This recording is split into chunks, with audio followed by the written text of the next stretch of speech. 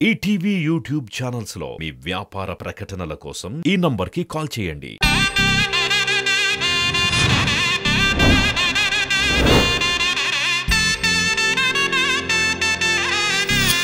శ్రీవల్లి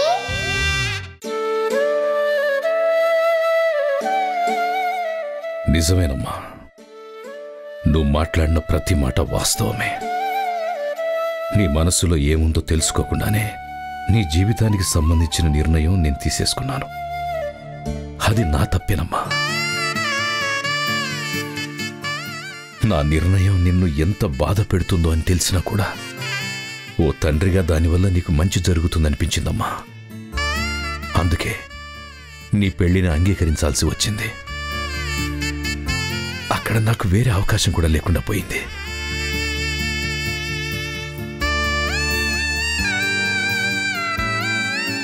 మాకు నువ్వంతా మంచి చేశావు. మన కుటుంబానికి ఉన్న శాపాన్ని పోగొట్టాలనుకున్నావు, పోగొట్టావు. మీ అమ్మను నన్ను ఎలాగైనా కలపాలనుకున్నావు, కలిపావు. మమ్మల్ని కలపడం కోసం ప్రాణత్యాగానికి కూడా సిద్ధపడ్డావమ్మా.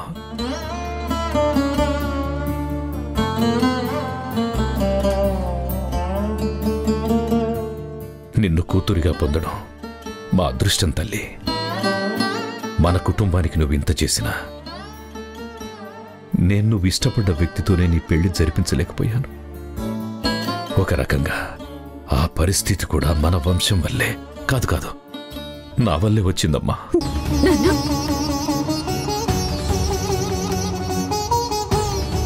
నీ ప్రాణం నిలబడ్డం కంటే గొప్ప విషయం నాకేదీ లేదమ్మా. దేవుడు నీకు ఏదో రకంగా పునర్జన్మనిచ్చాడు. అందుకే ఆ దైవ నిర్ణయానికి నేను కట్టుబడి ఉండాలనుకున్నాను.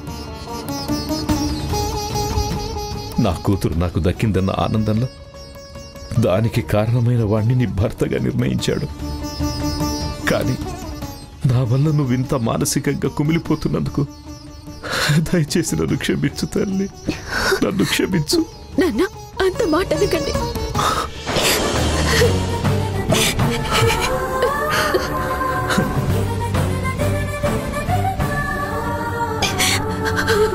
ఏంటమ్మా ఇది? లేమ్మా, లే. నేను మిమ్మల్ని క్షమించడం ఏంటి నాన్న? మీరే నన్ను క్షమించాలి. మీరు నాకు జన్మనిచ్చిన తండ్రి. 23 ఏళ్లుగా మీకోసం ఎదురు చూసింది మీ ప్రేమని పొందాలని, కానీ మీతో క్షమాపణ చెప్పించుకోవాలని కాదు నాన్న. దయచేసి ఇంకెప్పుడు అలా మాట్లాడకండి. నా మనసులోని బాధని అమ్మతో చెప్పుకున్నాను, కానీ మిమ్మల్ని తప్పు పట్టాలని కాదు నాన్న. మీ మాట కంటే నాకు అసలు ఏది ఎక్కువ కాదు, ఎవరు ఎక్కువ కాదు. నాకు మీ మీద కోపం లేదు నాన్న. మీ మీదే కాదు, అసలు ఎవరి మీద కోపం లేదు. నా మీద నాకే కోపం, బాధ, అంతే. ఆ బాధని తట్టుకోలేక, లోపల దాచుకోలేక, ఏం చేయాలో ఏం మాట్లాడాలో అర్థం కాక అమ్మతో అలా అరిచేశాను. నన్ను అర్థం చేసుకోండి. నాకు తెలుసమ్మా. ముందు నువ్వు పైకి లేమ్మా.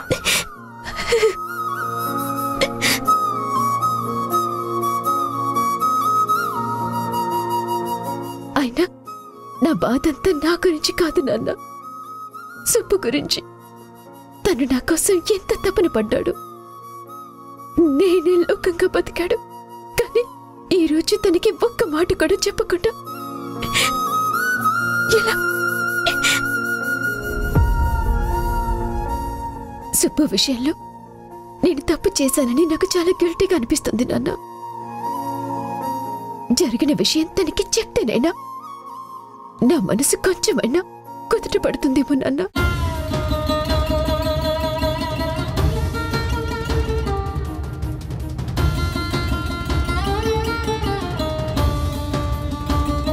సీతమ్మ గారు, టైం అవుతుంది. కొత్త పెళ్లి కూతురు ఇంట్లో దీపం పెట్టాలి. తొందరగా మీ అమ్మాయిని తీసుకురండి. అలాగేనమ్మా.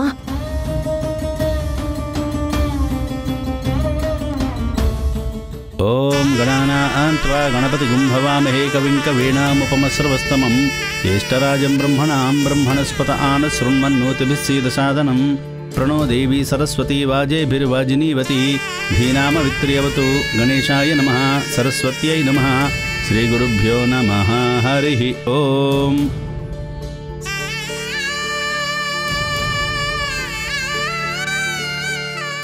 అమ్మా ఆ దీపం వెలిగించమ్మా. నిజానికి ఆ దీపం నువ్వు అత్తారింట్లో పెట్టాలి, కానీ నీకు మెట్టినిళ్ళైనా పుట్టినిళ్ళైనా ఇదే కదా, అందుకే నీతో ఇక్కడ పూజ చేయిస్తున్నారు. ఆ దీపం వెలిగించి మనసులో ఏం కోరుకుంటే అది నెరవేరుతుంది.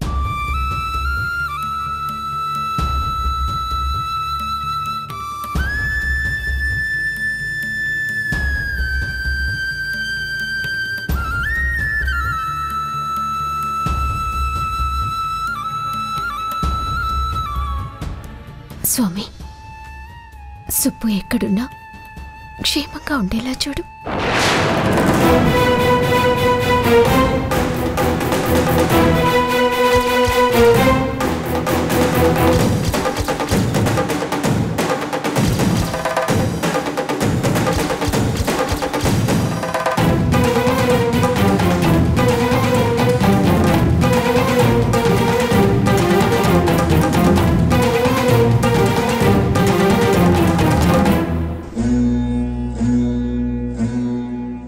Doctor doctor.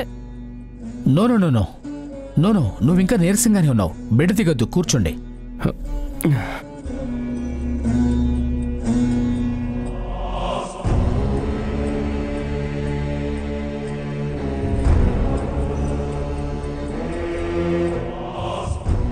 మీకిప్పుడు అంతా బాగానే ఉంది, కాకపోతే కాస్త రెస్ట్ తీసుకోవాలి. మీ పేరేంటి? సుబ్బు. మీది ఏ ఊరు? హైదరాబాద్. డాక్టర్, అసలు ఏమైంది? ఇక్కడ హాస్పిటల్లో ఉన్నానేంటి? మీ తలకు దెబ్బ తగిలింది. మీరు అడవిలో అన్కాన్షియస్గా పడుంటే అక్కడిద్దరు మిమ్మల్ని చూసి ఇక్కడికి తీసుకొచ్చారు.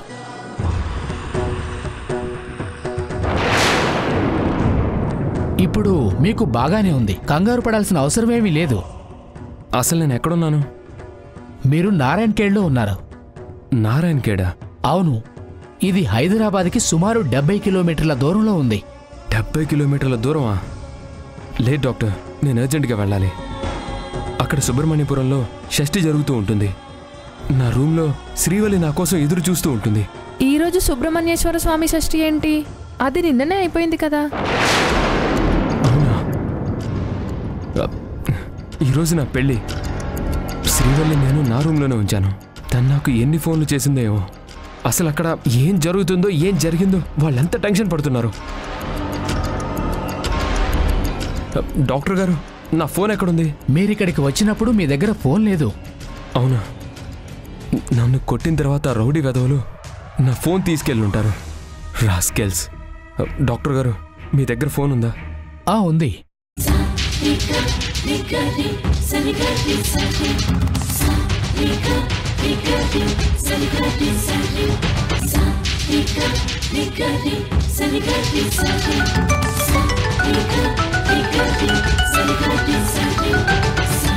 ఎవరిది number? Hello hello Srivalli.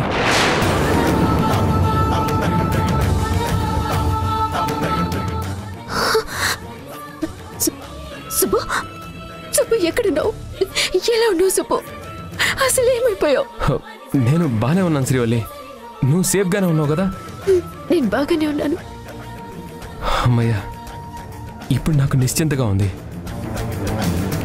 Sorry Srivalli, నీ క్షేమం కోసమే నేను నా రూమ్లో బంధించాను. షష్ఠి అయిపోయింది, నువ్వు ప్రాణాలతో ఉన్నావు. నాకింక నీ గురించి భయం లేదు. సరే, నువ్వెంతకీ రూమ్లోనే ఉన్నావు కదా? లేదు, మా నాన్న వాళ్ళ ఇంట్లో ఉన్నాను. మీ నాన్నగారింట్లోనా? అక్కడికి ఎందుకు వెళ్ళావు? సరే, నేను వస్తున్నాను. వద్దు సుబ్బు, నువ్విక్కడికి రావద్దు.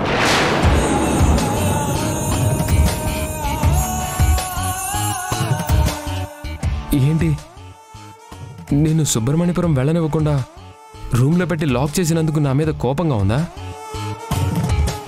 చెప్పాను కదా, నువ్వు ప్రాణాలు లెక్క చేయకుండా శాప విమోచనం చేసేస్తావన్న భయంతో అప్పుడు అలా చేయాల్సి వచ్చింది.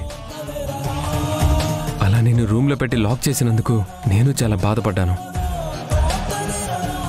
యాక్చువల్గా ఒక చిన్న ప్రాబ్లం వచ్చి నేను మళ్ళీ రూమ్ దగ్గరికి రాలేకపోయాను. పాపం ఒక్కదానివే ఫుడ్ కూడా లేకుండా చాలా ఇబ్బంది పడి ఉంటావు. కానీ నిన్ను కాపాడుకోవడానికి అలా చేయక తప్పలేదు. ఐఎమ్ సారీ, ఇంకెప్పుడు అలా చేయను. అయినా నువ్వు నా మీద ఎన్ని రోజులు కోపంగా ఉండగలవు, ఉండలేవని నాకు తెలుసు. ఈరోజు పెళ్లి ముహూర్తం టైం అయిపోయినట్టుంది. అత్తయ్యతో మాట్లాడి ఇంకో ముహూర్తం పెట్టించుకుందాంలే.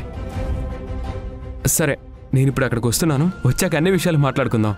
నేను రావద్దని చెప్తుంటే నీకు అర్థం కావట్లేదా?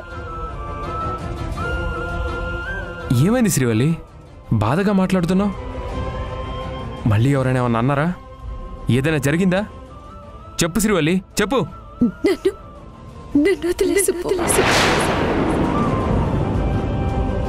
ఈ ఏడుగు శ్రీవల్లి, నువ్వేదో మూడ్ ఆఫ్లో ఉన్నావు. సరే, నేను ఇప్పుడు రానులే, రేపు నేను కలుస్తాను. ఇప్పుడే కాదు, నువ్వెప్పటికీ రావద్దు. ఏమైంది శ్రీవల్లి, ఎందుకు అలా మాట్లాడుతున్నావు?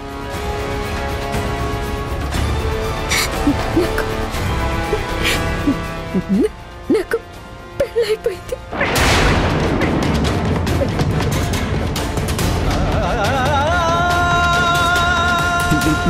నీకు పెళ్ళి అవ్వడం ఏంటి? ఏం మాట్లాడుతున్నావు శ్రీవల్లి?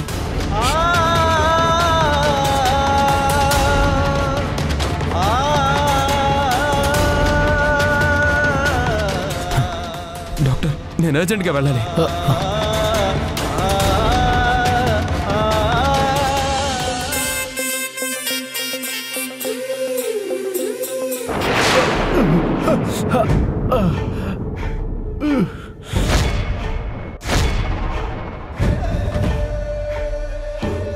ఎంత అక్కవైతే మాత్రం ఇలా రూడ్గా బిహేవ్ చేస్తావేంటి? ఎందుకు ఇలా చేసావు? ఎందుకా? అక్క, నీకేమైనా పిచ్చి పట్టిందా? ఎందుకు కొడుతున్నావు? ఎందుకు కొడుతున్నామో తెలీదంట కేశవాడికి. ఇంత చిన్నగా కొడితే ఎలా తెలుస్తుంది అత్తయ్య? దెబ్బ గట్టిగా తగిలితేనే కదా విషయం గుర్తొచ్చేది. నీ చేత్తో సున్నితంగా కొడితే వాడికేం దెబ్బ తగులుతుంది? కర్ర తీసుకుని చావబాదాలి. ఏంటి బావా, నన్ను చంపేస్తారా? అవసరమైతే ఆ పని కూడా చేస్తానురా. మీరేం మాట్లాడుతున్నారో, ఎందుకు ఇలా చేస్తున్నారో నాకేం అర్థం కావట్లేదు. మీరు నన్ను కొట్టినా తిట్టినా పర్లేదు, కానీ ఆ పని చేసే ముందు నాకు రీజన్ ఏంటో చెప్పండి. రీజన్ కావాలా నీకు? అయితే విను. మేము నీతో మాట్లాడదామని ఎంతగా ట్రై చేస్తున్నామో నీకు తెలీదా? మమ్మల్ని అవాయిడ్ చేస్తూ మా దగ్గరే నీ యాటిట్యూడ్ చూపిస్తున్నావా? నేనేం యాటిట్యూడ్ చూపించానక్క? త్రిదేవ్, ఇప్పటికే ఓపిక నశించింది. పిచ్చ కోపంతో ఉన్నాం. ఇంకా అబద్ధాలు ఆడావనుకో, నీ సిచ్యువేషన్ ఎలా ఉంటుందో ఊహించలేవు. బావా ప్లీజ్, కొంచెం క్లారిటీగా స్ట్రైట్గా విషయం ఏంటో చెప్పండి. ఈరోజు పొద్దున్నే నేను నిన్ను పిలిచినప్పుడు మమ్మల్ని చూసి కూడా పట్టించుకోకుండా నీ పాటికి నువ్వు ఫోన్లో మాట్లాడుకుంటూ వెళ్ళిపోయావు కదా, మర్చిపోయావా? లేదు బావా, గుర్తుంది. కానీ అది యాటిట్యూడ్ కాదు బావా. ఫోన్లో పడి మీరు అక్కడున్న విషయం మర్చిపోయి వెళ్ళిపోయానంతే. అది మేము నమ్మాలా? నమ్మటం కాదు, అదే నిజం. రేయ్, నీ గురించి నాకు బాగా తెలుసు. మమ్మల్ని 2 కోట్లు అడుక్కోవడానికి వచ్చి ఇప్పుడు ఈ ఆస్తి మొత్తానికి ఓనర్ అయిపోయేసరికి మమ్మల్ని నెగ్లెక్ట్ చేస్తూ మా దగ్గరే బిల్డప్ ఇస్తున్నావా? నన్ను ఇదేనా మీరు అర్థం చేసుకుంది? ఈ త్రిదేవ్కి సాయం చేసిన వాళ్ళని ఎప్పుడూ మర్చిపోడు. నేను ఈ స్థితికి రావడానికి, ఇలా ఓనర్ కావడానికి కారణం మీరే కదా. మన ముగ్గురం కలిసే టీమ్గా ఇది ప్లాన్ చేశాం కదా బావా. అటువంటప్పుడు మిమ్మల్ని ఎందుకు నెగ్లెక్ట్ చేస్తాను? శ్రీవల్లి మెడలో నువ్వు తాళి కట్టేంత వరకు మన ప్లాన్ అంతా బాగానే ఉంది. ఆ తర్వాత నుంచే నీ ప్రవర్తనలో మాకు చాలా తేడా కనిపిస్తుంది. కొన్నిసార్లు నువ్వు మా పార్టీయో ఆ శ్రీవల్లి వాళ్ళ పార్టీయో అర్థం కావట్లేదు. లేకపోతే అవకాశం వచ్చింది కదా అని ఈ ఆస్తి మొత్తం నీ ఒక్కడివే దక్కించుకోవాలని వేరే ఏదన్నా ప్లాన్ చేస్తున్నావో కూడా తెలియట్లేదు. టీం వర్క్ అంటే ఒకరితో ఒకరు కలిసి పనిచేయడమే కాదక్క, ఒకరి మీద ఒకరు నమ్మకంతో ఉండడం కూడా. నీ ప్రవర్తన చూస్తుంటే నిన్ను నమ్మాలనిపించట్లేదు. నీ ఓన్ బ్రదర్నే అనుమానిస్తున్నావా అక్క? నా బ్రదర్వి కాబట్టే అనుమానిస్తున్నాను. నువ్వు ఈ మధ్య చాలా మంచి వాళ్ళ ప్రవర్తిస్తున్నావు. కొంపతీసి మంచి వాళ్ళ మారిపోలేదు కదా? నువ్వే నా యాక్టింగ్ని గుర్తించలేదంటే నేను మంచివాడి క్యారెక్టర్లో నాకు తెలియకుండానే జీవించేశానన్నమాట. ఇక శ్రీవల్లి కూడా నేను నటిస్తున్నానని కనిపెట్టలేదు, నా నిజ స్వరూపాన్ని తెలుసుకోలేదు. అన్నయ్య, ఏంటమ్మా? ఏం లేదన్నయ్య, మార్నింగ్ నేను డబ్బులు అవసరమని అడిగావు కదా, తీసుకో అన్నయ్య. నాకు ఈ డబ్బు అవసరం లేదని చెప్పాను కదమ్మా, మళ్ళీ చెక్ ఎందుకు తీసుకొచ్చావు? ఏంటి బావా, 5 లక్షల రూపాయలు చేతికొస్తుంటే వద్దు అవసరం లేదంటావేంటి? నాకు ఆ డబ్బులు అవసరం ఉన్నాయో లేవో నీకెందుకు, నువ్వు వచ్చిన పని చూసుకో. రెస్ట్ తీసుకోవడానికి వచ్చానన్నావు కదా, కొంచెం నోరు మూసుకుని నీ పన్ను చూసుకో, కావలసినంత రెస్ట్ తీసుకో, సరేనా? అలాగే తీసుకుంటానులే, కానీ నీకు ఆ డబ్బులు అవసరం లేకపోతే నువ్వు తీసుకున్న ఆ చెక్ నాకిచ్చేసేయ్. నిజం చెప్పాలంటే నాకు ఆ 5 లక్షలు అస్సలు సరిపోవు, 2 కోట్లు కావాలి.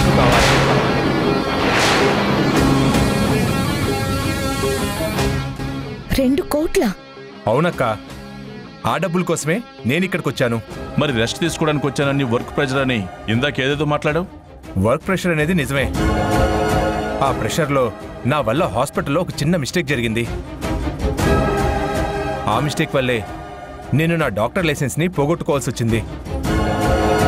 చిన్న మిస్టేక్ అయితే డాక్టర్ లైసెన్స్ క్యాన్సిల్ చేయరు కదరా?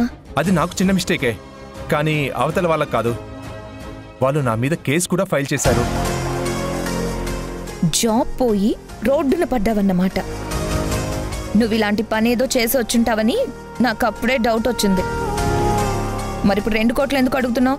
ఎందుకంటే మళ్ళీ నా డాక్టర్ లైసెన్స్ని తిరిగి పొందడానికి నాకు అవకాశం వచ్చింది కాబట్టి.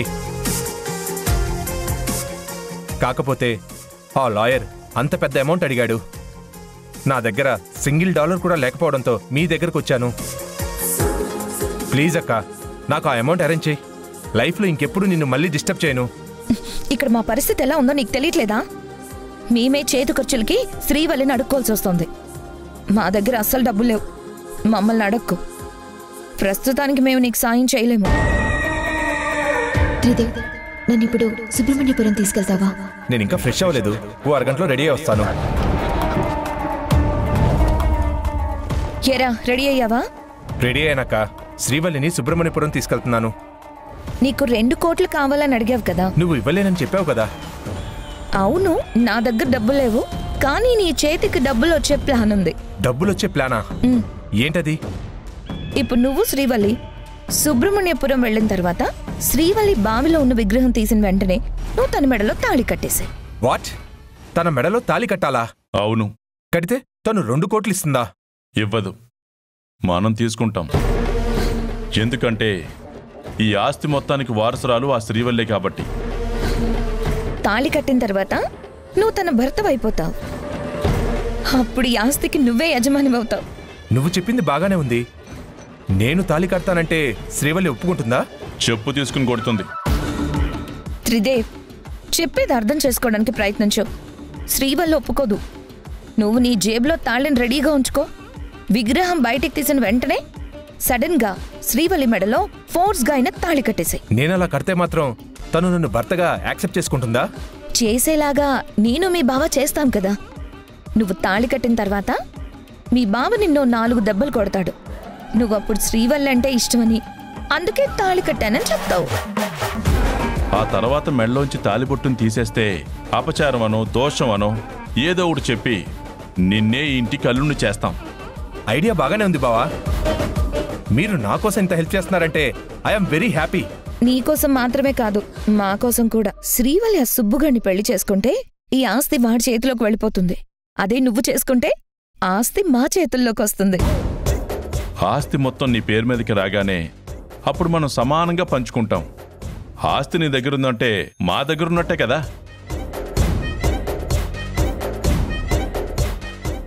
సుబ్బుగాడిని కొట్టి పడేశాను, ఇక వాడి వల్ల మనకి ప్రాబ్లం లేదు. నువ్వు వెంటనే సుబ్బు రూమ్కి వెళ్ళి శ్రీవల్లిని తీసుకురా.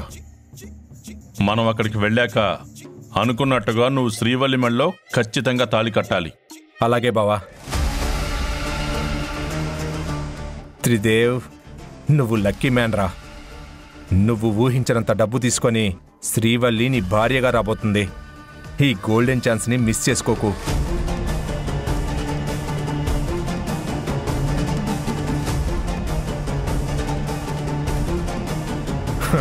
మనం ప్లాన్ చేసిన దానికన్నా గొప్పగానే ప్లాన్ వర్కౌట్ అయింది. ఇప్పుడు నేను శ్రీవల్లికి మొగుణ్ణి. ఇక ఆస్తిని మనం చేజిక్కించుకోవడం ఒక్కటే మిగిలింది. తన దగ్గర నుంచి ఆస్తి నీ చేతికి ఎలా రావాలో ఏమైనా ప్లాన్ చేసావా? ఇంకా ఏం ప్లాన్ వేయలేదు. తను ఇంకా నాతో ఫ్రీగా మాట్లాడడం లేదు. తన దగ్గర మార్కులు కొట్టేయడానికే త్రిదేవ్ మంచి బాలుడు అన్నట్టు నటిస్తున్నాను. తనేమో నేను తాళి కట్టిన దగ్గర నుంచి నా వైపు సీరియస్గానే చూస్తున్నట్టుగా ఉంది. అలాగే చూస్తుంది. నువ్వు కట్టిన ఆ తాళితో తన ప్రేమ పునాదులు ఒక్కసారిగా కూలిపోయాయి కదా. ఆ మాత్రం కోపం ఉంటుందిలే. కొంచెం వెయిట్ చేద్దాం.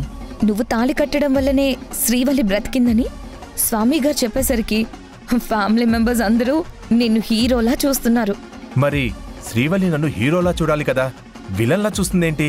శ్రీవల్లికి నీతో పెళ్లి కన్నా చావడమే మేలనుకుని ఉంటుంది. నీ గురించి శ్రీవల్లికే కాదు, ఎవ్వరికీ అనుమానం రానివ్వద్దు.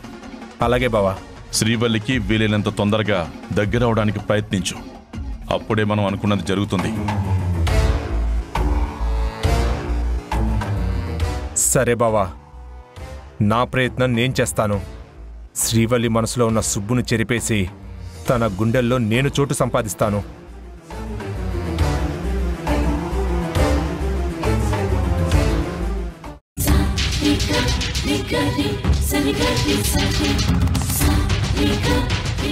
బాబు, కుంకుమ తీసుకుని అమ్మాయి నుదుటిన బొట్టు పెట్టు. ఇప్పుడు నేను నీకు బొట్టు పెట్టకుండా నువ్వు ఆపలేవు శ్రీవల్లి. ఆ తర్వాత నీ ఆస్తి నా చేతుల్లోకి రాకుండా కూడా నువ్వు ఆపలేవు.